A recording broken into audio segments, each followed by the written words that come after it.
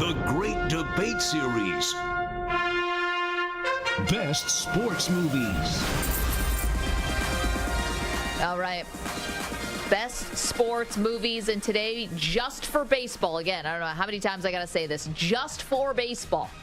How do you want to do this? Your 5 and my 5, or what do you want to do here? Yeah, let's do your 5 and my 5. You go first. Okay. Number 5 on my list is Moneyball. Out in 2011. How about this for Moneyball? 6 Oscar nominations in Moneyball. They didn't win any, but they got nominated for Best Picture, Best Actor in a Leading Role, Brad Pitt, Best Supporting Actor, Jonah Hill. I would say much like that Oakland A's team. They got nominated, but they never won it all. Robin Wright, fantastic in this movie. Philip Seymour Hoffman as Art Howe is excellent. Chris Pratt, is Scott Hatterberg. I mean, fantastic movie. Not like about a mathematical analytics theory. How they created an Oscar-nominated film out of that, and is an achievement, obviously based off the book Moneyball. Yeah, I mean, also it has a twin movie in The Big Short, which was another Michael Lewis book. Yeah. It's something that you would never think they would make a movie out of, right? It's like, here's this theory about baseball. Let's make a movie out of it, which is ingenious. Okay, number 4 on my list. This is a little bit more mainstream. I put Bull Durham. Of course, Kevin Costner, who is like the grandfather of all amazing baseball movies, with Susan Sarandon is amazing. Tim Robbins, incredible. My man Robert Wool in this movie, just fantastic. Never got nominated for, one Oscar it did get nominated for, but did not win. It's an all-time classic. I don't need to build off of that. Oh, wait, I messed this up. I missed one. I'll just switch them around. Number 3 on my list is Sandlot. This is going to cause a lot of debate on this show. To me, there is no debate. The Sandlot is absolutely a top 5 baseball movie.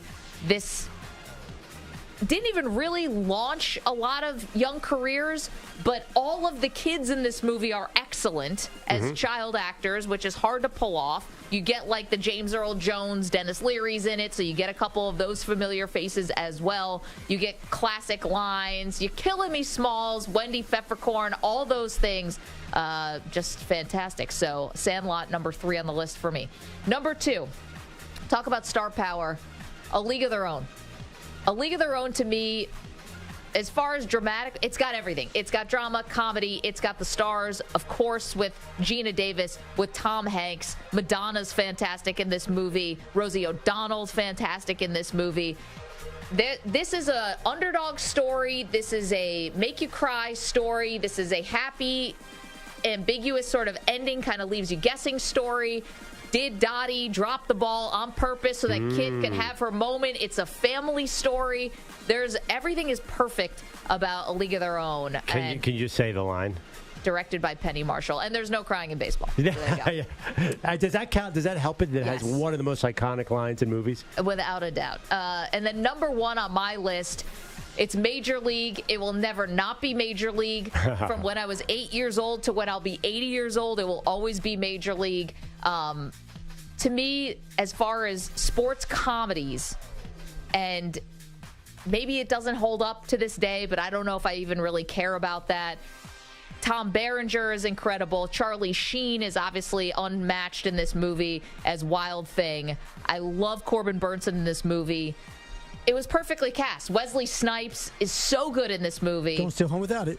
Renee Russo, who more of a model, I guess, in her day than as an actor. And I love James Gammon is Lou Brown, the manager, who's working at like a Jiffy Lube, and then they call him out. It's so good. Bob Uecker steals the movie because of his incredible portrayal with Harry Doyle. It's a perfect movie. Yeah, no, it's pretty solid.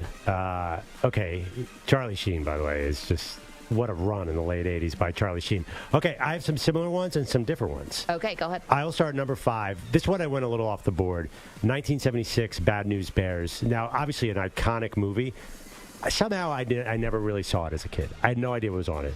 Then, in the mid-2000s, early 2000s, I was doing this Yogi in a movie series I've talked about many times, Yogi Berra, where I was producing and writing scripts for Yogi Berra to introduce these movies. So I put on Bad News Bears. I swear to God, this was the raunchiest kid movie I've ever seen. It was 1976, and Walter Matthau is this sort of curmudgeonly coach who's drinking beer in front of the kids, having kids running, getting beers, and he has heaters, and he's unbelievable. It is so. The star Kelly Leak, who was played by Jackie Earle Haley, who went on to become a star in other things. He's riding a mini Harley Davidson. It is so un-PC. Just for that, I give it credit. But also, too, it is arguably as iconic as any of these movies. Definitely. It really sort of defined a genre in a way. And do you know what? On Rotten Tomatoes, it got a 97% from the critics' ratings. Critics love this movie because I think of the fine actors in it. Tatum O'Neal was the little girl with her curveball was breaking 2 feet. I love this movie. But I got to admit, I barely snuck on to my list because I like a lot of the movies you said.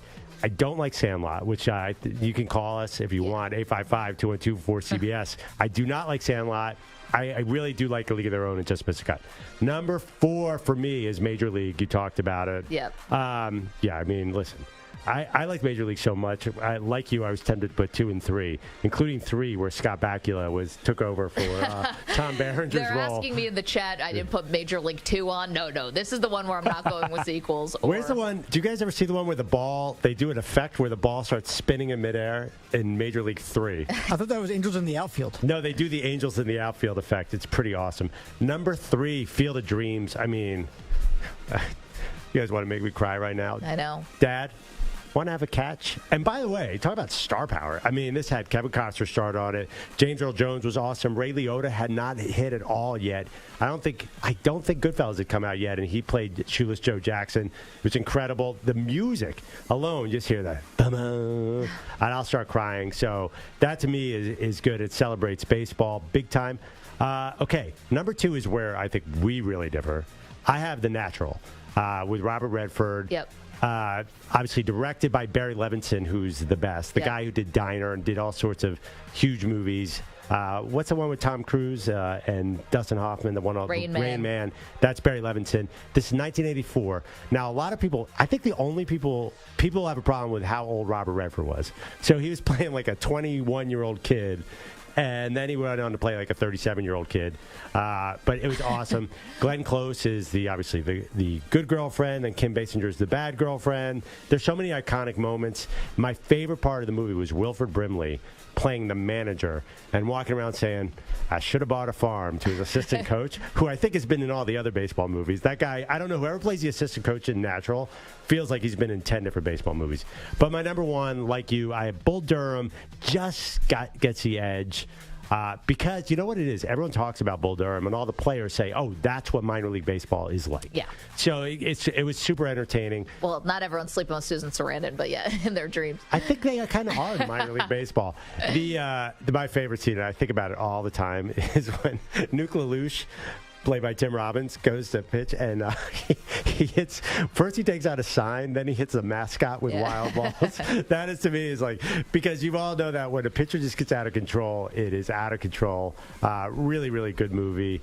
I don't know if I like the end necessarily, where he gives up his dream and then settles in with Susan Sarandon. In the last scene, they're dancing in bathrobes. Yeah. That was a little soft for me, but it's still a pretty great movie. So our difference is, so that's my top 5. All right, there we go. Difference is, I like The Natural and Field of Dreams, where you have Sandlot, Moneyball, League of Their Own, and I put Bad News Bears in. Yep. Yeah, for me, I think our biggest distinction is Sandlot. And I'm a bit on an island here, but I just What don't you like about it? I don't think it's a great movie. I think it's it's definitely, they're all corny. All 10 movies on here are corny. Well, this one doesn't. I don't know if this I don't think A balances. League of Their Own is corny.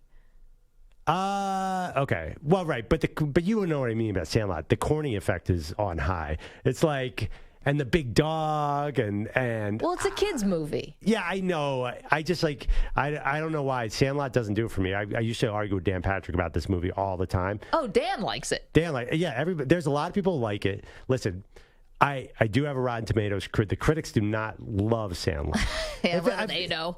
It just felt like they were sort of playing on these sort of tropes about baseball and the backyard. And, like, to me, it wasn't as, I don't know, organic as some of the other movies. How obnoxious does that sound? I'm seeing Two-Ton Tony Perloff is on drugs. I'm seeing a lot of love for The Natural from RPC and others. Rude Dog says Eastbound and Down for honorable mention, even though it's a TV show, but it's a TV show. So we're doing it's a TV show. We love Eastbound and Down. I mean, all these are Eastbound and Down is marginally a baseball show until it goes down to Mexico. Then it gets more into the baseball. But isn't he? He's a gym teacher in season 1, which is amazing. Marco, what did we get right? What did we get wrong? Well, Major League, obviously, for me, there's nothing that I really have a major problem there. I don't know if it seems to me a little nuts that you got Major League and Sandlot and Moneyball in the same kind of category. I know. It's a little funky for me. That's a little funky for me. Okay. So you don't think which one doesn't belong? Moneyball, just from the, Very rewatchable, great movie. though. Great movie. Yeah. Now, you have to kind of throw a lot of things away. The fact that nobody ever talks about the pitching staff and all that kind of stuff. There's a lot of stuff that you got to throw away from that movie, but if you watch it for a movie, it's good. And Perloff, I love the Bad News Bears pick. By the way, that's a good job out of you. It's funny, we announced this on Friday, Maggie, and a lot of people said, don't put Moneyball on there. Don't put Moneyball. And I think part of the reason... Something I could have used 25 minutes ago before we got on the air. But the funny thing is not because they thought it was a bad movie. They just don't think it's a sports movie in a traditional sense. It's so different. It's about building a team.